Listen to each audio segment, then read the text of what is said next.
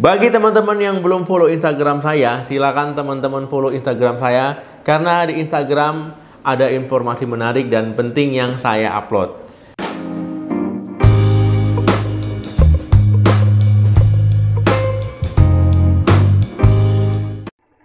Halo, assalamualaikum warahmatullahi wabarakatuh. Balik lagi di channel saya. Semoga teman-teman semua selalu dalam keadaan sehat. Amin. Teman-teman yang sedang program hamil ataupun promil pejuang garis 2, ya saya doakan semoga segera diberikan momongan. Ya harus tetap semangat, berusaha dan juga jangan lupa berdoa. Nah, bagi teman-teman yang program hamil ataupun promil yang menantikan kehamilan, mungkin banyak mendengarkan informasi di luar sana, ya mendengarkan cerita-cerita ataupun mendengarkan omongan-omongan. Ya jangan semua dipercaya, ya harus bijak, harus disaring-saring. Ya bisa saja informasi itu tidak benar atau hanya sekedar mitos. Pada video kali ini kita akan membahas 7 mitos populer agar cepat hamil. Saat teman-teman sedang program hamil ataupun promil, ya ketika mendengarkan informasi-informasi, kadang karena terlalu semangat semuanya didengar, ya dipercaya, apalagi kalau yang mengatakan tersebut orang-orang tua ataupun teman-teman dekatnya. Nah, jadi akhirnya dipercaya, apalagi kalau seandainya dipikir-pikir masuk logika, misalkan, wah sepertinya iya juga ya. Nah, akhirnya diikuti. Nah, jadi ada beberapa teman-teman ya mitos populer tentang agar cepat hamil. Di antaranya yang pertama, makan kurma muda. Nah, banyak orang yang mengatakan ya kalau seandainya makan kurma muda ini agar cepat hamil. Nah, kalau mengatakan demikian, ini jadinya hanya mitos ya. Nah, teman-teman bisa melihat kalau seandainya kurma muda ataupun rutab ya, itu dijual ataupun dikonsumsi orang yang sedang program hamil ataupun promil. Nah, tetapi kalau mengatakan agar cepat hamil, ya ini salah. Tetapi kalau membantu program hamil, ini saya setuju. Karena kalau seandainya teman-teman ingin mempersiapkan kehamilan, ingin program hamil, ya itu harus dipersiapkan mulai dari vitamin, ya nutrisi, ya baik antioksidan. Nah, di dalam kurma muda ini juga mengandung vitamin, ya mineral, ya maupun antioksidan. Nah, jadi kalau membantu program hamil, ya itu saya setuju. Tapi kalau membuat agar cepat hamil, nah ini saya tidak setuju. Kemudian di dalam kurma muda banyak sekali mengandung nutrisi, ya mulai dari kalsium, kalium, kemudian magnesium, mangan, tembaga, zat besi, kemudian juga folat, antioksidan, vitamin B6 dan juga vitamin K. Nah, jadi memang banyak sekali kan manfaat yang bisa teman-teman dapatkan ketika mengkonsumsi kurma muda. Yang kedua, makan toge. Nah, teman-teman, ya banyak informasi yang mengatakan kalau seandainya toge itu bagus ya untuk menyuburkan, untuk kesuburan. Nah, tetapi ini efeknya hanya pada laki-laki, ya pada pria. Belum ada penelitian yang mengatakan kalau seandainya wanita makan toge jadi subur. Nah, kalau seandainya ada yang mengatakan informasi begini, makan toge agar cepat hamil. Nah, ini jadinya hanya mitos ya. Nah, mungkin mitos ini beredar karena anggapan toge itu sama kayak kacang hijau. Nah, karena kacang hijau itu mengandung folat ya, salah satu nutrisi yang dibutuhkan ketika orang ingin program hamil ataupun promil. Yang ketiga, mengangkat kaki setelah berhubungan.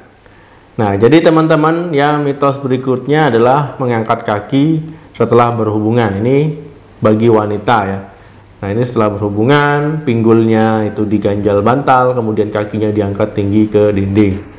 Nah, ini beranggapan untuk melawan gravitasi ya, agar sel pria tidak keluar ya, ataupun membantu sel pria itu berenang lebih cepat menuju sel telur. Nah, belum ada penelitian yang mengatakan kalau seandainya melakukan hal ini bisa membantu agar cepat hamil. Nah, tetapi teman-teman tidak ada salahnya ya melakukan hal ini karena tidak ada ruginya juga. Kalau seandainya dikatakan agar cepat hamil, ya ini nggak tepat. Tapi kalau meningkatkan peluang, ya itu bisa saja. Yang keempat, daun singkong. Nah, jadi teman-teman ya banyak informasi yang beredar tentang daun singkong. Kalau seandainya makan daun singkong ini bagus ya agar cepat hamil ya. Ini bagus sekali biar cepat dapat momongan ya, yang sedang mau punya momongan ya makan daun singkong banyak-banyak. Nah, belum ada penelitian yang mengatakan kalau seandainya makan daun singkong ini membuat agar cepat hamil. Jadinya ini hanya mitos ya. Jadi ya makan apapun sebenarnya kalau seandainya bergizi bernutrisi yaitu sah-sah saja ya untuk memenuhi kebutuhan gizi dan nutrisi dari teman-teman. Apalagi kalau yang sedang promil ataupun program hamil itu wajib ya memenuhi kebutuhan nutrisi dan gizinya. Yang kelima, sering berhubungan. Nah, banyak orang yang mengatakan sering-sering berhubungan agar cepat hamil ya. Nah, ini nggak benar ya, nggak bisa. Kenapa? Kalau seandainya teman-teman sering berhubungan ya suami istri gitu setiap hari, ini malah akan menurunkan kualitas dari sel pria, karena proses pematangan sel pria itu membutuhkan waktu 2-3 hari. Jadi kalau seandainya sering-sering ya malah kualitasnya nanti menurun. Nah, jadi memang disarankan ya berhubungan itu 2-3 kali seminggu. Apalagi kalau seandainya memang di masa subur, ini akan meningkatkan peluang teman-teman untuk hamil. Nah, jadi kalau seandainya dibilang setiap hari sering-sering ya ini salah ya. Yang keenam, menahan buang air kecil setelah berhubungan. Nah, jadi banyak orang yang mengatakan kalau selesai berhubungan itu jangan buang air kecil ya. Kalau buang air kecil nanti susah hamil ya. Nah, karena mereka beranggapan kalau seandainya berhubungan ya setelah selesai buang air kecil ini akan membilas ataupun membasuh sel pria. Nah, padahal ya saluran buang air kecil dan saluran reproduksi wanita itu berbeda. Nah, jadi tidak ada hubungannya, jadi hanya mitos. Nah, malah disarankan ya ketika selesai berhubungan itu untuk buang air kecil. Nah, karena yang ditakutkan kalau teman-teman tidak buang air kecil ini malah meningkatkan resiko nanti terkena infeksi ya, infeksi saluran kemih. Nah, jadi banyak orang yang mengatakan mitos kalau seandainya selesai berhubungan itu tahan-tahan aja kencingnya katanya. Ya itu enggak ya, itu salah. Ya memang disarankan setelah selesai berhubungan itu untuk buang air kecil. Yang ketujuh, minum obat batuk. Nah, jadi teman-teman ya banyak orang yang mengatakan informasi yang beredar kalau seandainya mau cepat hamil minum obat batuk ya. Nah, ini salah ya, jelas-jelas obat batuk itu digunakan untuk mengatasi keluhan batuk. Nah, malah digunakan untuk hal-hal yang aneh-aneh yang lain-lain ya. Jadi gunakanlah sesuai dengan tujuan pengobatannya. Itulah pentingnya kalau seandainya teman-teman menggunakan obat itu dikonsultasikan dulu ke dokter, jangan asal-asal beli ya. Nah, ini yang ditakutkan nanti malah kelebihan dosis malah menimbulkan efek yang berbahaya dan efek yang merugikan bagi teman-teman.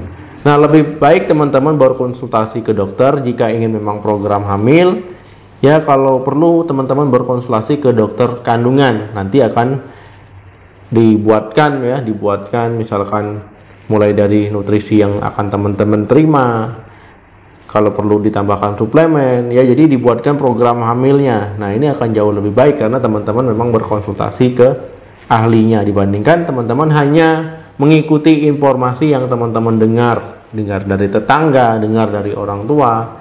Nah, jadi lebih baik dikonsultasikan secara langsung. Nah, ini lebih saya sarankan. Oke teman-teman, ya itu tadi informasi tentang 7 mitos populer agar cepat hamil.